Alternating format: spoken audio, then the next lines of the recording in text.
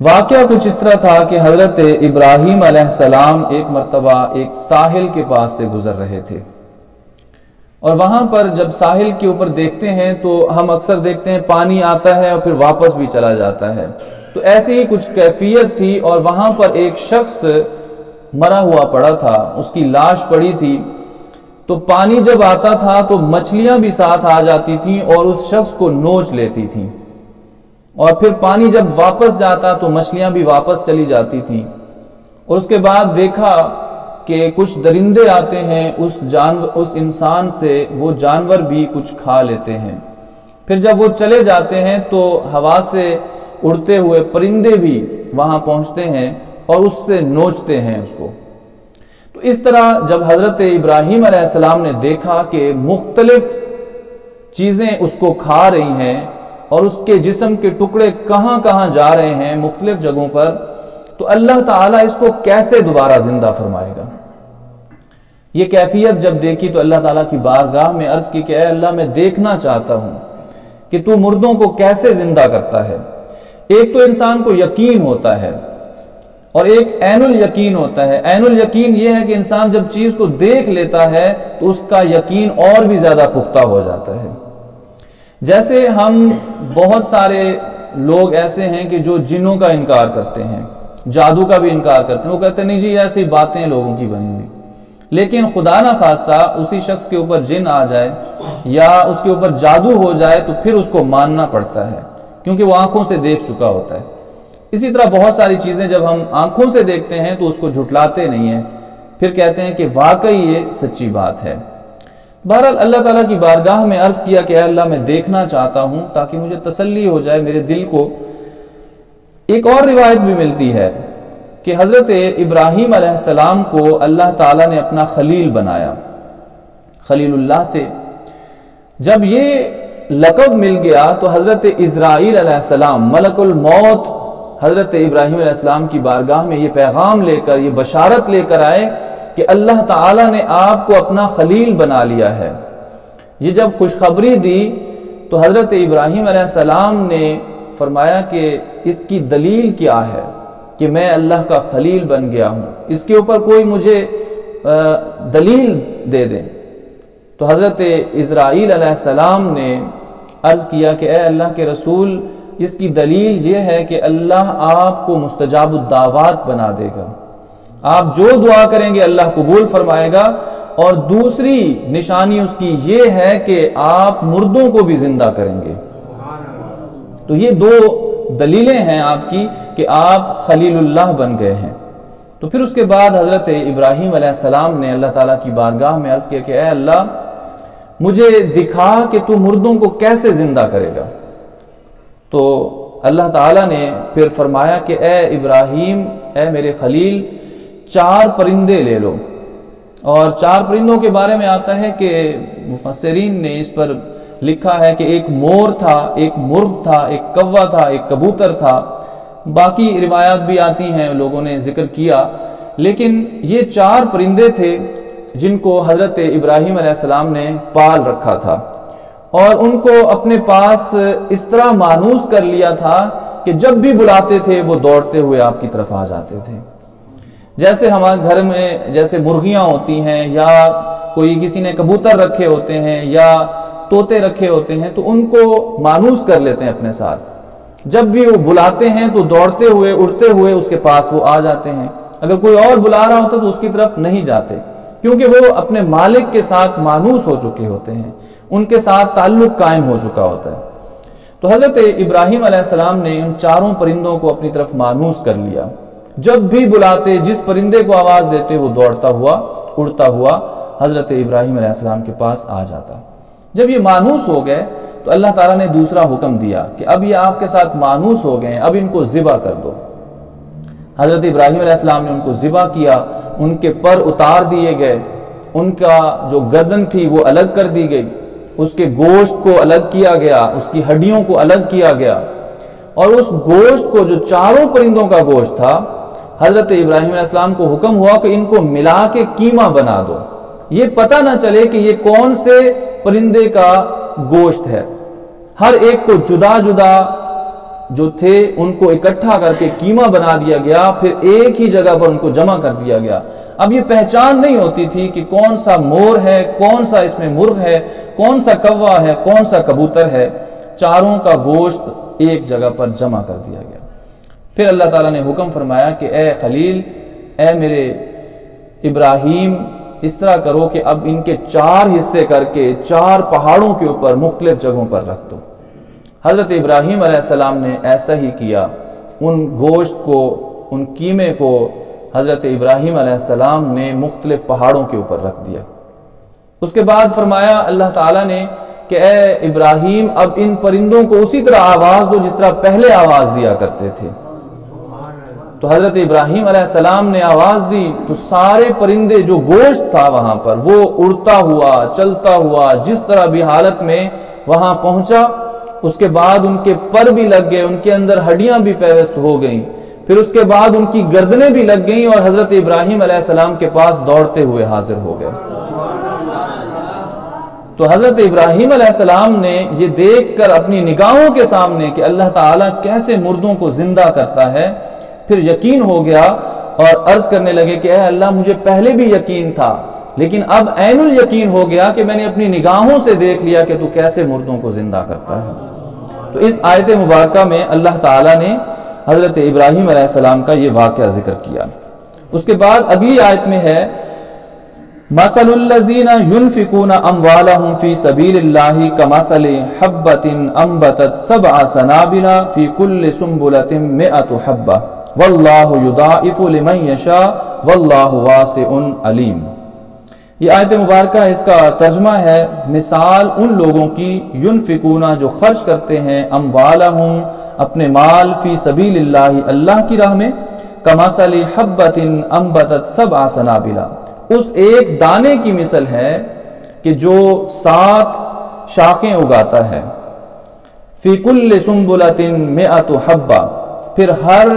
شاخ کے اندر 100 دانے ہوتے ہیں، واللہ یضاعف لمن یشاء، اللہ تعالیٰ بڑھا دیتا ہے جس کے لیے وہ چاہتا ہے، واللہ واسع علیم، اور اللہ تعالیٰ وسعت والا، علم والا ہے۔ اب اس آیت مبارکہ میں اللہ تعالیٰ نے اللہ کی راہ میں خرچ کرنے کی مثال بیان فرمائی ہے کہ جیسے ہم ایک دانہ زمین کے اندر لگاتے ہیں تو وہ دانہ جب نکلتا ہے درخت کی صورت میں، اس کی اگر 7 شاخیں ہیں تو ہر شاخ کے اوپر 100 دانے ہوتے ہیں، تو گویا ایک بویا تھا، اللہ تعالیٰ نے 700 دانے اس کو عطا کر دیے۔ تو اللہ کی راہ میں خرچ کرنے کی بھی یہی مثال ہے کہ اللہ کی راہ میں ایک خرچ کریں گے تو اللہ تعالیٰ آپ کو 700 گنا بھی بڑھا کر عطا فرما دیتا ہے۔ تو یہ بہت بڑی ایک فضیلت ہے کہ انسان جب اللہ کی راہ میں خرچ کرتا ہے تو اللہ تعالیٰ اتنا ثواب اس کو عطا فرماتا ہے، بلکہ اس کو رزق بھی کثیر عطا فرما دیتا ہے۔ میں اکثر ایک بات کہا کرتا ہوں کہ امیر لوگ امیر کیوں بن جاتے ہیں زیادہ، اور غریب بندہ غریب کیوں رہ جاتا ہے؟ ایک آسان سا ایک فارمولہ ہے کہ جو امیر ہوتے ہیں ان کے پاس لاکھوں ہوتے ہیں، تو وہ کہتے ہیں لاکھوں میں سے میں چند ہزار خرچ کر دوں گا تو میرا مال کم نہیں ہوگا، اس کی ایک سوچ ہوتی ہے۔ تو وہ امیر بندہ جب خرچ کرتا ہے، لاکھوں میں سے 1000 خرچ کر دیتا ہے، تو اسی 1000 کی وجہ سے اللہ اس کے رزق میں اور برکت عطا فرما دیتا ہے۔ اور جو غریب ہوتا ہے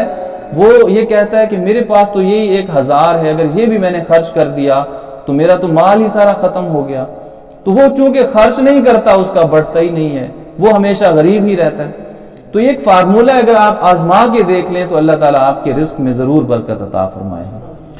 اور انسان جب تنگی کے وقت خرچ کرتا ہے، اس وقت جب خود کو بھی ضرورت ہے، تو اللہ تعالیٰ غیب سے اس کی مدد فرماتا ہے۔ جیسے کہ میں نے آپ کے سامنے حضرت علی رضی اللہ تعالیٰ عنہ کا ایک واقعہ ذکر کیا تھا جو پچھلے سبق میں تھا کہ انہوں نے تھوڑا سا مال خرچ کیا اللہ کی راہ میں، اللہ نے فرشتوں کو بھیج کر ان کی مدد فرما دی۔ تو اب ثواب کی جو کیفیت ہے وہ ہر ایک کی مختلف ہے۔ ایک صف میں کھڑے ہونے والے مختلف لوگ ثواب ایک جیسا نہیں حاصل کر رہے ہوتے۔ ایک صف میں کھڑے ہیں، نماز پڑھ رہے ہیں، امام کے پیچھے کھڑے ہیں، لیکن ہر ایک کا ثواب جدا جدا ہے، اس لیے کہ جس کی جتنی نیت خالص ہوگی اللہ تعالیٰ اس کو اتنا ہی زیادہ اجر اور ثواب عطا فرماتے ہیں۔ جیسا کہ حضور علیہ الصلوۃ والسلام نے فرمایا کہ ہر ایک چیز کا ثواب مقرر ہے، لیکن کبھی کبھار کسی انسان کے خاص عمل کی وجہ سے اس کا عمل جو ہے اس کے اوپر اجر جو ہے اللہ تعالیٰ زیادہ عطا فرما دیتا ہے۔ جیسے حضور علیہ الصلوۃ والسلام نے فرمایا کہ اگر کوئی بندہ پیدل حج کو جاتا ہے تو اللہ تعالیٰ ہر قدم کے بدلے 7 کروڑ نیکیاں عطا فرماتا ہے۔ تو اللہ تعالیٰ کی بارگاہ میں وہ عمل جو خالصتاً اللہ کی رضا کی خاطر ہوگا، اللہ تعالیٰ اس کا اجر اور ثواب بڑھا دیتا ہے۔ اب خرچ کرنا جو ہے اللہ کی راہ میں، وہ مختلف کیفیات ہیں، اس میں انسان خرچ کر سکتا ہے۔ غریبوں کو کھانا کھلانا ہے، ان کو کپڑے دینا ہے، کسی کو دوائی دلوا دینا ہے، طالب علم کو کتاب لے کر دے دینا ہے، یا ہسپتال بنا لینا ہے جو عام لوگ اس سے فائدہ حاصل کر سکیں۔ ایسا کوئی بھی عمل کرے جس کے اوپر وہ خرچ کرے، اللہ تعالیٰ اس کو ضرور اجر عطا فرماتا ہے۔ تو حضور علیہ الصلوۃ والسلام نے یہ بھی ارشاد فرمایا کہ ہر بندے کی کیفیت بھی الگ ہے۔ اب صحابہ کرام نے اگر تھوڑا سا بھی خرچ کیا تو ان کا اجر اور ثواب بہت زیادہ ہے۔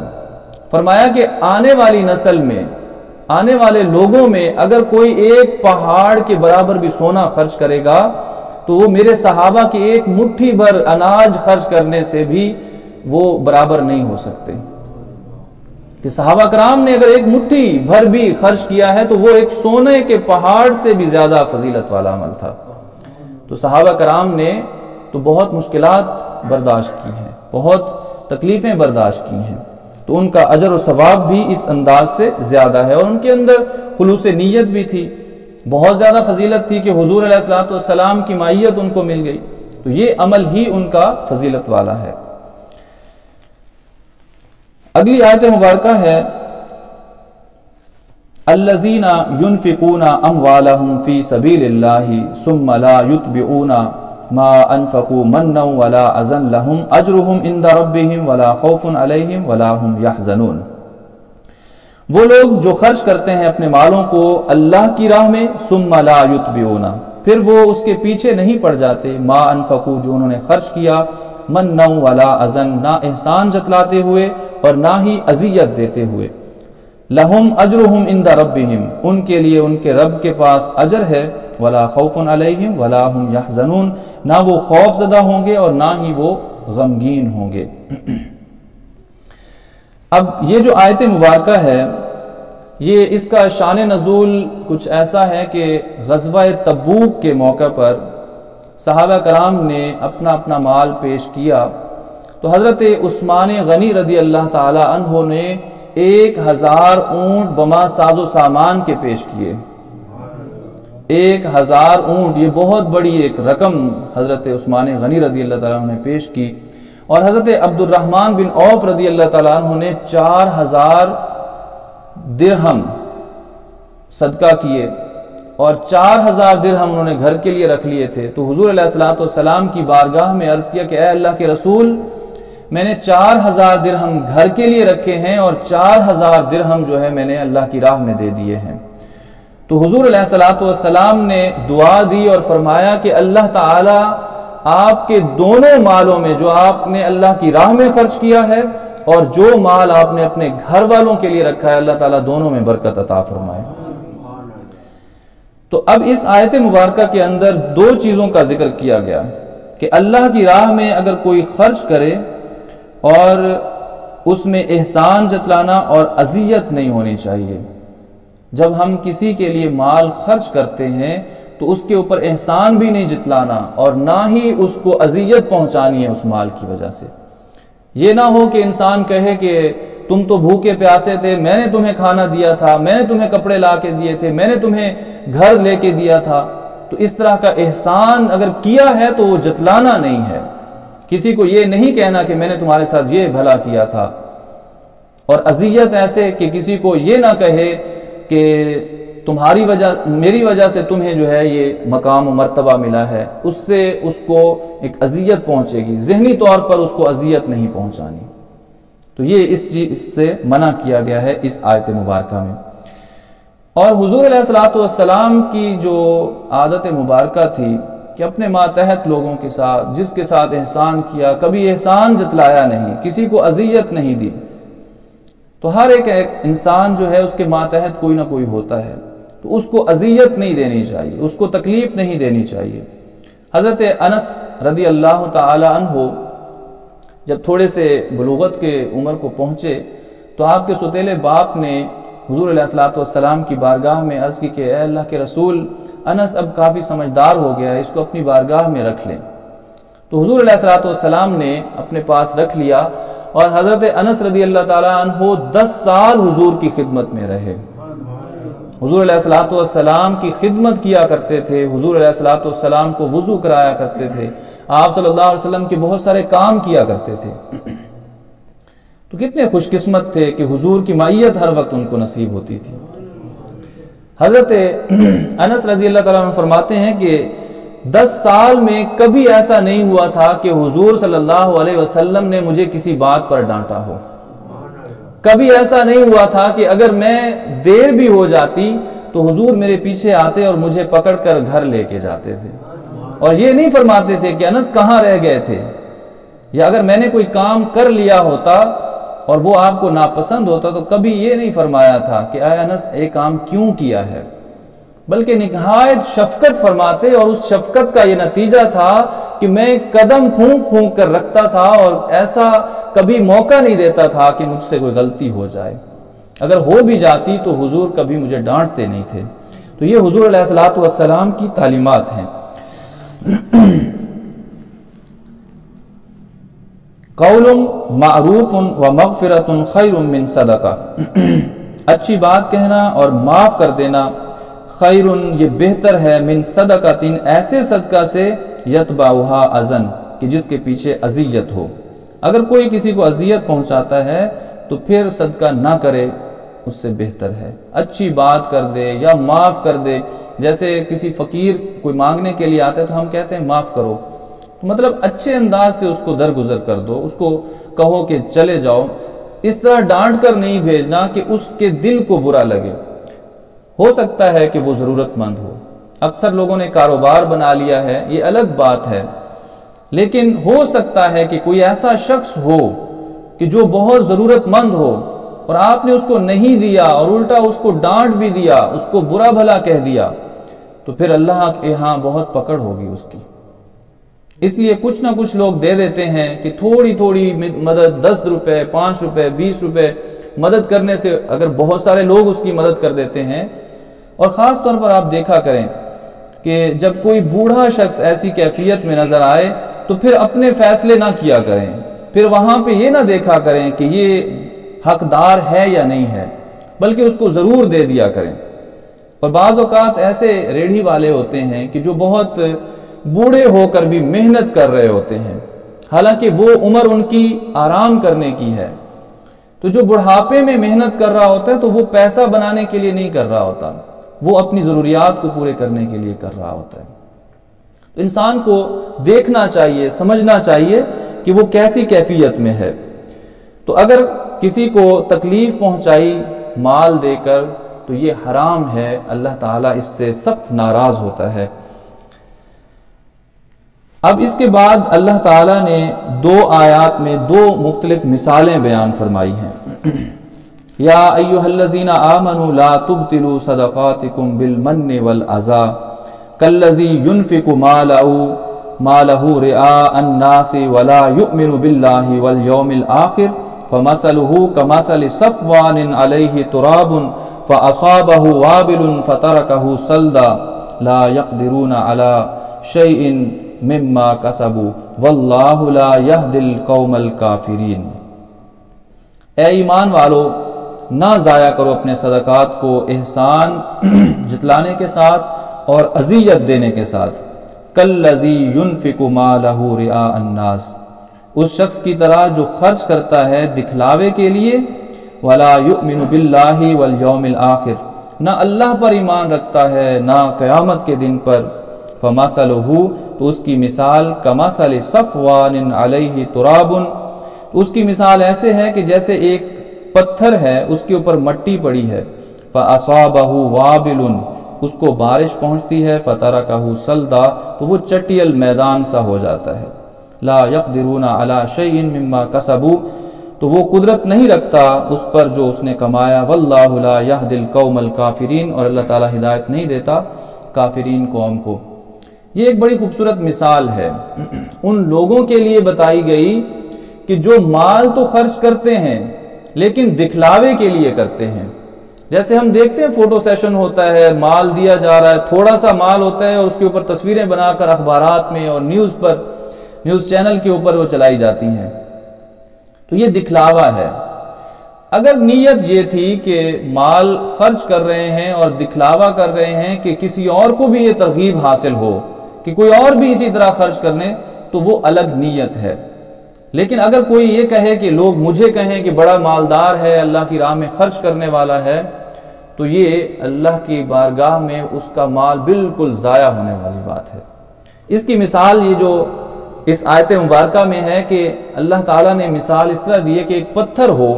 بڑے سائز کا پتھر ہے یا ایک میدان ہے، وہ پتھر ہے، اس کے اوپر ریت پڑی ہوئی ہے،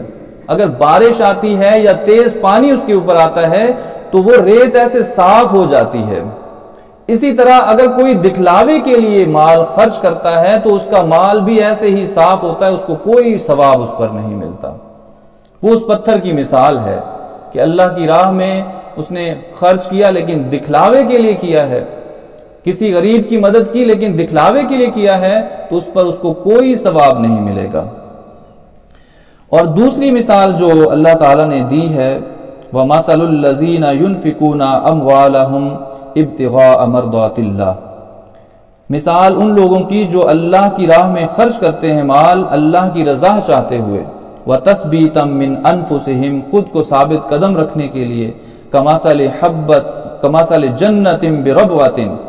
اس کی مثال ایک ایسے باغ کی ہے جو بلندی پر ہے، فَأَصَابَهَا وَابِلٌ اسے بارش پہنچتی ہے، فَآتَتْ أُكُلَهَا ضِعْفَيْنِ تو اس کا پھل دگنا ہو جاتا ہے، فَإِن لَّمْ يُصِبْهَا وَابِلٌ فَطَلٌ اگر بارش نہ بھی پہنچے تو جو اوس اور شبنم ہوتی ہے وہ بھی اس کے لیے کافی ہے۔ وَاللَّهُ بِمَا تَعْمَلُونَ بَصِيرٌ اللہ تعالیٰ دیکھ رہا ہے جو تم عمل کرتے ہو۔ اب پہلی مثال تو تھی کہ اگر کوئی اللہ کی راہ ایسے خرچ کرتا ہے کہ جو اللہ کی رضا کے لیے نہیں ہے، دکھلاوے کے لیے ہے، تو اس پر اس کو کوئی اجر اور ثواب نہیں ملتا۔ اور دوسری مثال جو دی اللہ تعالیٰ نے وہ یہ ہے کہ جو کوئی اللہ کی رضا کی خاطر خرچ کرتا ہے تو اس کی مثال ایسے ہے جیسے ایک بلندی کے اوپر ایک خوبصورت باغ ہو اور اس باغ میں بارش ہو جائے تو اس بارش کی وجہ سے پہلے پھل تھوڑا تھا لیکن بارش کی وجہ سے پھل دگنا ہو جاتا ہے کہ اس نے اللہ کی راہ میں خرچ کیا ہے اور رضا بھی اللہ کی تھی تو اللہ تعالیٰ اس کے مال کو بڑھا دیتا ہے۔ اگر بارش نہ بھی ہو تو یہ جو ہلکی شبنم رات کے وقت میں اوس پڑتی ہے تو وہ اوس ہی اس کے لیے کافی ہے کہ اس سے بھی اس کا رزق جو ہے، اس کا مال جو ہے وہ بڑھ جاتا ہے، اللہ تعالیٰ اس میں برکت عطا فرما دیتا ہے۔ تو یہ اس رکوع کا ترجمہ اور مختصر سی تفسیر تھی۔ اللہ تعالیٰ ہمیں بھی اپنی راہ میں نیک نیتی کے ساتھ خرچ کرنے کی توفیق عطا فرمائے۔